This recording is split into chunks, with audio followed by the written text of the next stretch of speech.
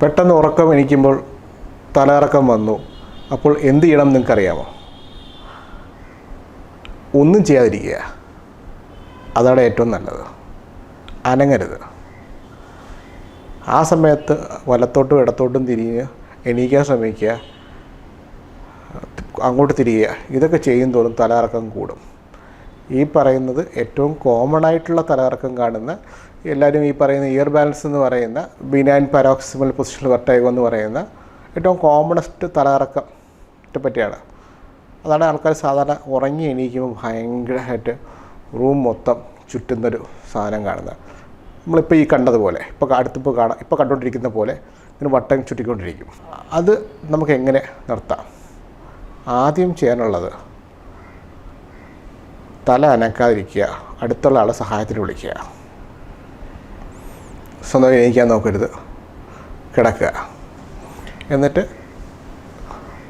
അടുത്ത ആൾ വരുമ്പോഴത്തേക്ക് അവരെ കൊണ്ട് തല നന്നായിട്ട് പിടിക്കുക, അനങ്ങാതിരിക്കുക.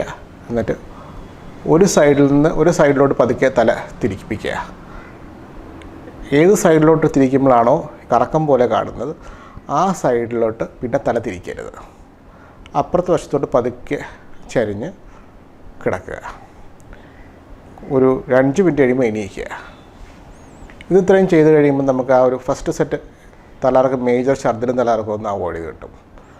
ഇതുമായിട്ട് നിങ്ങൾ ഡോക്ടറിനെ പോയി കണ്ടു കഴിഞ്ഞാൽ ENT ഡോക്ടർ തലകറക്കം കറക്റ്റ് ചെയ്യുന്ന ഡോക്ടേഴ്സുണ്ട്, എക്സസൈസ് കറക്റ്റ് ചെയ്യുന്ന ഡോക്ടേഴ്സുണ്ട്. അവരെ പോയി കണ്ടു കഴിഞ്ഞാൽ ചെറിയ ചെറിയ എക്സസൈസുകളിൽ നമുക്കത് കറക്റ്റ് ചെയ്തെടുക്കാൻ പറ്റും. ഇതല്ലാതെ ചെറിയ തലകറക്കം വരും. ചെവിക്കുള്ളിൽ നീര് കെട്ടിയിട്ട് തലകറക്കം വരും. അത് പക്ഷേ വളരെ കൂടുതലാണ്. ആ സമയത്ത് നമ്മൾ കണ്ണടച്ച് ഛർദ്ദിക്കാൻ ചാൻസ് ഉള്ളതുകൊണ്ട് ചരിഞ്ഞ് കിടക്കുക. ഏത് സൈഡാണോ സൗകര്യം ആ സൈഡിൽ ചരിഞ്ഞ് കിടക്കുക. 1/2 മണിക്കൂർ തൊട്ട് 24 മണിക്കൂർ വരെയൊക്കെ തലകറക്കാം. അങ്ങനെ തലകറക്കം വന്നു കഴിഞ്ഞാൽ അത് എന്തായാലും ആശുപത്രിയിൽ പോയി ഇഞ്ചക്ഷൻ എടുത്താലേ നിൽക്കത്തുള്ളൂ. ഇഞ്ചക്ഷൻ എടുത്ത് മരുന്നെടുത്ത് സ്റ്റാർട്ട് ചെയ്ത് നിൽക്കത്തുള്ളൂ.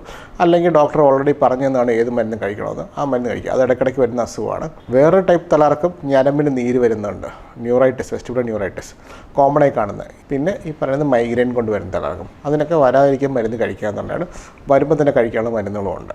ഇതൊക്കെയാണ് നമ്മൾ തലകറക്കത്തിനെ പറ്റിയുള്ള വീട്ടിൽ ചെയ്യാൻ പറ്റുന്ന കാര്യങ്ങളും. ഇപ്പോൾ തലകറക്കത്തിനെ പറ്റി കൂടുതൽ ഡിസ്കസ് ചെയ്യണമെന്നുണ്ടെങ്കിൽ എൻ്റെ വെബ്സൈറ്റിൽ ലിങ്കുണ്ട്. അതിൽ ഇതിനെപ്പറ്റി കൂടുതൽ ഡീറ്റെയിൽസ് ചെയ്തിട്ടുണ്ട്. താഴെ കൊടുക്കുന്ന ഫോൺ നമ്പറിൽ വിളിച്ചാൽ നമുക്ക് ഡിസ്കസ് ചെയ്യാമെന്നുള്ളതാണ്.